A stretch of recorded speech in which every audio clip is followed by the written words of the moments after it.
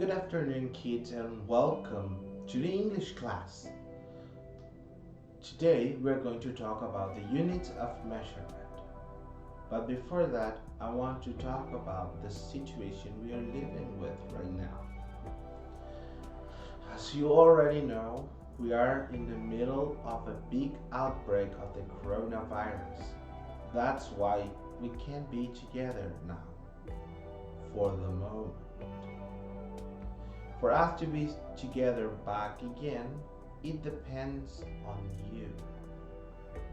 Remember, this disease can be perceived from personal contact with people that are sick or contaminated objects touched by people who have the disease.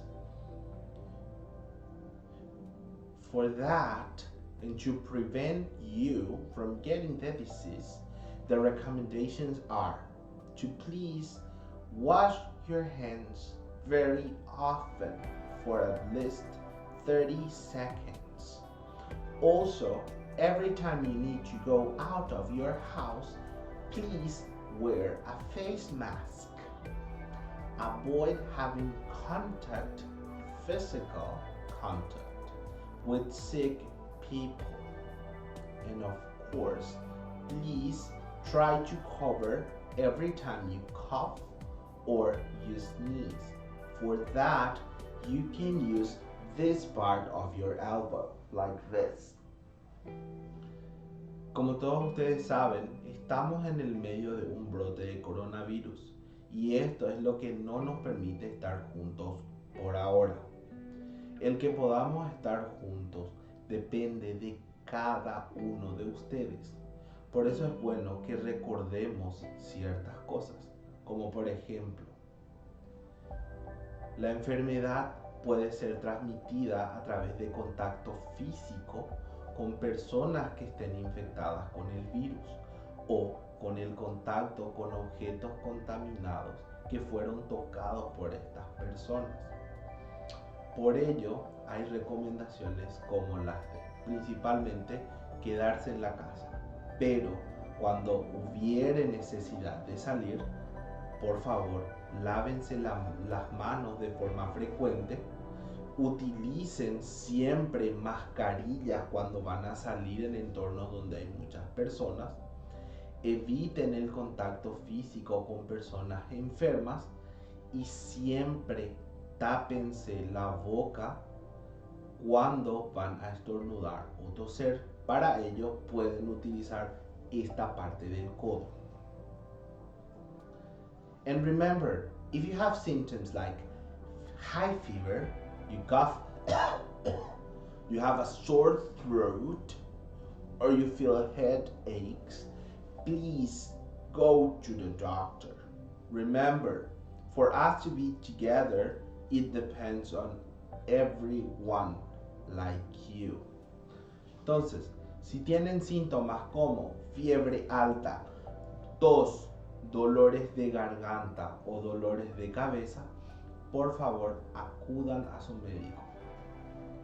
Before we start with the class today, I want to talk about a little bit of history of the content we are going to talk about. So, before there were big or global supply chains and trade agreements, convenience was the highest priority when it came to measurement. In most cases, people didn't have access to sophisticated measuring devices. So, they relied on bodily parts, which were easy to carry around and offer somewhat consistent results. For example, the width of a man's thumb is about an inch. That's why thumb or inch are interchangeable in many languages. This crude, informal system worked fine for many years, but it began to fall apart as clans grew into tribes and tribes grew into nations. As civilizations expanded, their conflicting systems of measurement created confusion and interfered with commerce. In France, the situation had become particularly chaotic. By the time the French Revolution began in 1789, measures for length, volume, and mass differed from one town to the next. Many people believed that the system used in Paris, based on units dating back as Charlemagne, should be imposed by the whole country. But the guilds and nobles fought the effort. With the French government on the verge of financial collapse, King Louis XVI convened the States General, an assembly made up by representatives from the country's various classes, to levy new taxes. Ultimately, the legislative session proved more fruitful, leading to the formation of the National Assembly, a new constitution, and a new way to measure things. The French called this new system of measurement métrique, a term derived from the word mètre, a fundamental measure of length defined as 1/10,000,000th of a quarter of the Earth's meridian passing through Paris.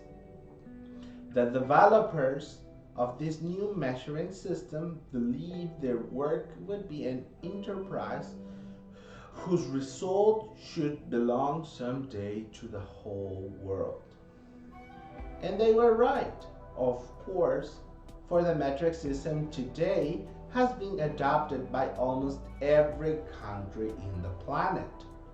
The only significant partial holdout is the United States, whose citizens grid meters, liters, and kilograms with a mild suspicion and some cases bewilderment. For this, the first activity I want you to do is to translate the text I just read. But you cannot use a dictionary. I want you to infer the content of the paragraph based on the context given by some of the images I already put on the video or some words that are next to the ones you don't know. This translation is expected to be done by hand, on a piece of paper and scanned by a character recognition app like CamScanner or Office Lens, and to be retrieved on a respective classroom evaluation page. Entonces, la primera actividad que espero es que traduzcan el texto que acabo de leer, pero sin utilizar un diccionario. Lo que estoy buscando es que ustedes puedan inferir el significado o el contenido de cada párrafo que estuve leyendo basado en el contexto que les da tanto las imágenes del video propiamente como palabras que estén cerca de las palabras que ustedes no conocen. Por supuesto, esta traducción va a tener que estar hecha a mano en una hoja de papel y espero que esto sea escaneado con una aplicación de reconocimiento de caracteres como podría ser CamScanner o Office Lens y que esto lo entreguen en el apartado de Classroom que se puso para el efecto. When you finish with this, I expect you to continue with activity number 2. Thank you very much.